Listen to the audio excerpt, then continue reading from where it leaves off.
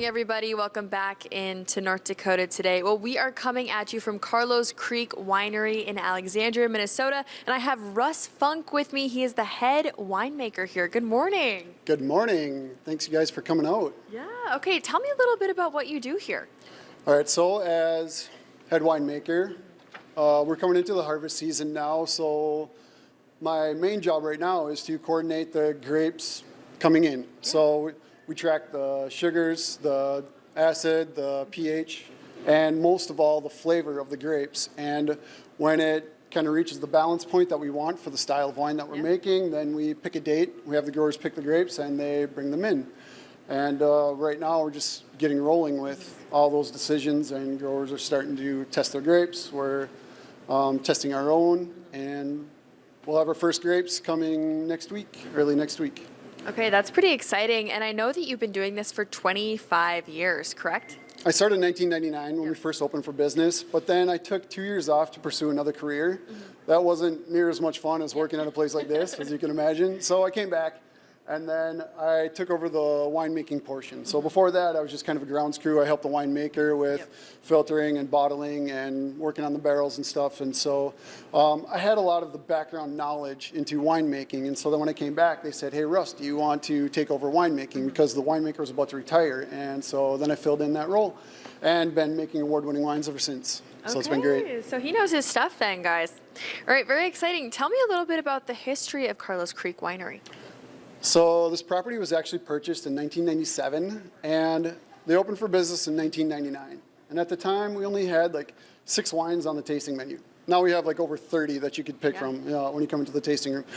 And everything just kind of slowly started to grow from there. So in 2015, then we outgrew our production facility here, and we moved into a building out back. And in 2019, we added the brewery. Wow. And in 2000, we started our first grape stomp, and that has just kind of been growing ever since. And it's so much fun. It gets bigger every year, it seems, and it just gets more fun every year as well. That kind of helps spread the word and helps us grow into the whole state. You know, people started hearing about us, and early on in my winemaking career, like back in 2009, when I really started winemaking, we were in about, I don't know, a few dozen liquor stores, and now we're in over 500 liquor stores around the state. So it's grown quite a bit. And we have grown into the largest commercially producing winery in the state at just over 65,000 or 36,000 gallons a year we produce. Yeah, that definitely is unique. I mean, Minnesota isn't necessarily known for its vineyards. So how does this all work? All right, so we work with 9 different growers in Minnesota here. They provide about 70% of all the grapes that we bring in. And we have a grower in California that we work with, and another company in eastern Pennsylvania that brings us different juices.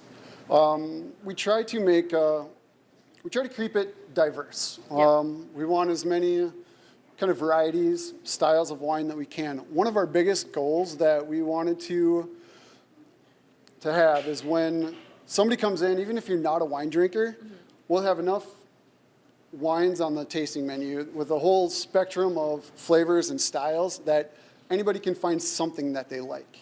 And so that was our main goal, was even if you're not a big wine fan, you come in, at least you can, hopefully, you can find something that you like, because taste is it's a preference. Everybody likes things differently for different reasons, and so we make a big spectrum of flavors and styles and profiles of wine. So hopefully you find something that you like. Yeah, would you say that's what makes you guys unique here at Carlos Creek? Yeah, very much so. I think as far as uniqueness goes, you could probably sum it up into one word, and that's variety. Like we also have a very extensive barrel program. We have over 200 barrels with different styles of oak. Like we have some from Eastern Europe. We have American, of course, like some Hungarian that we work with, and our favorite, Minnesota oak. Minnesota seems to produce the best tasting oak. And we thought, well, we're a Minnesota winery. We're growing Minnesota grapes. Our grapes developed by the University of Minnesota. Let's age it in Minnesota oak. And after we tried it the first time, we fell in love with the flavor and the characters that it imparted into the wine. And we've just kind of been expanding on that ever since. And it's kind of turned into our style. Style is one thing that kind of separates one winery from another. We're all using the same grapes, kind of fermenting styles and winemaking techniques are fairly close to the same. But when you get into like the type of oak that you're using, that starts to develop your style, and that's what makes wineries different, is the kind of style of winemaking that we're using. So. Wow, very interesting. Okay, I know that you guys focus a lot on some sustainability efforts too. Can you share more? Yeah, so take a look at this bottle. The most obvious sustainable move that we made was eliminating the capsule.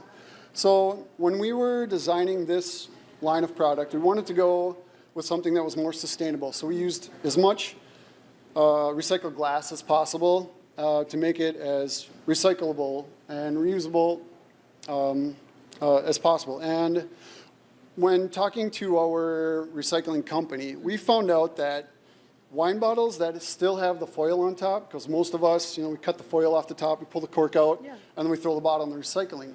Well, our company can't recycle bottles that have that foil on top, so they would end up putting it into the garbage anyway. So we're like, oh, well, why are we doing this? So the capsule that's on top has nothing to do with the quality of wine. Yeah. It's purely decorative. So we thought, well, let's just get rid of the garbage. It's literally just garbage. Yeah. So we got rid of the garbage, and we custom printed our corks. So it's got like a cool logo on the top, and when you pull the cork out, you can see the rest of our name on the inside.